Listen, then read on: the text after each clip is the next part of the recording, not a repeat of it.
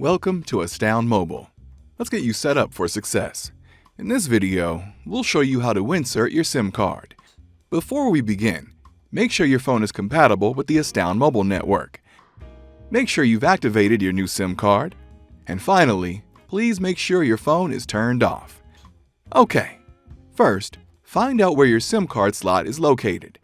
You should see a small hole along the top, side, or bottom. Note, if you don't see a small hole, the SIM card could be on the inside of your Android phone, behind the battery. If this is the case, you'll need to watch a different video. You'll find that video linked in the description below. Alright, you found the small hole. Use the SIM ejection tool from your SIM card kit to poke open the tray. A paperclip works too, by the way. Next, find the right size SIM card for your phone's tray and punch it out using your fingers. Start with the biggest size and work your way down until you find the size that fits. Remove the old SIM card if there is one, and then place your new Astound Mobile SIM card into the tray. The corners should line up perfectly.